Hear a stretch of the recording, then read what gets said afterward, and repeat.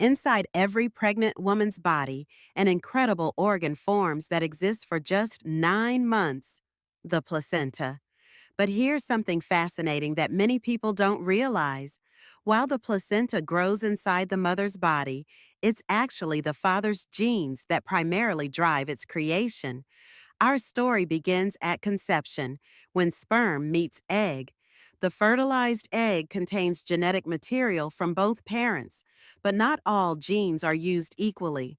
As the fertilized egg divides and travels to the uterus, it forms a structure called a blastocyst, a hollow ball of cells with an inner cell mass that will become the baby.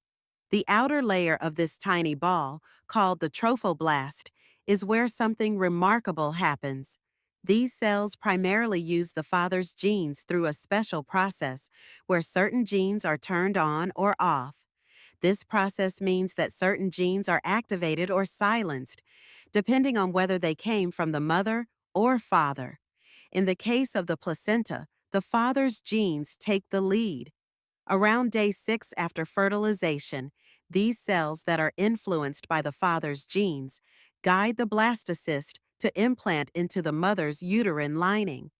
These cells from the father's side are notably aggressive. They rapidly multiply and burrow deep into the mother's tissue, behaving almost like controlled tumor cells. This invasive quality is thought to come from the father's genetic influence, as the placenta works to secure the best possible blood supply for the developing baby. The trophoblast cells form finger-like projections called villi that reach into the mother's blood spaces, creating more surface area for nutrient exchange. Meanwhile, the mother's body responds by increasing blood flow to the area.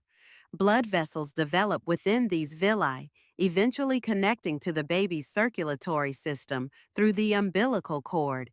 This creates a sophisticated interface where the mother's blood and baby's blood come extremely close but never actually mix, separated by just a few cell layers.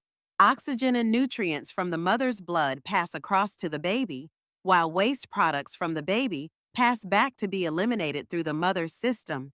The placenta also produces essential hormones that maintain the pregnancy and prepare the mother's body for birth and breastfeeding. Perhaps most remarkably, this organ created by the father's genes somehow prevents the mother's immune system from rejecting the developing baby, which contains DNA from the father. By week 12, this father-initiated organ is fully formed, though it continues to grow throughout pregnancy, eventually weighing about 1/6 the weight of the baby.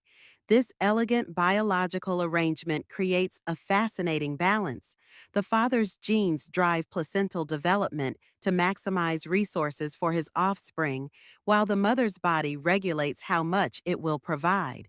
The placenta also acts as a partial barrier, protecting the baby from some harmful substances, though not all toxins can be filtered out. As pregnancy progresses, the placenta ages and eventually signals that it's time for birth. After the baby is born, the placenta detaches from the uterine wall and is delivered as the afterbirth, having completed its vital life-sustaining role. Medical professionals often examine the placenta after birth, as its condition provides valuable information about the pregnancy and baby's health. This incredible organ primarily developed from the father's genetic instructions, but nourished by the mother's body, represents a remarkable example of biological cooperation between both parents to create new life. The amazing placenta, the father's biological contribution to pregnancy, and one of nature's most fascinating temporary organs.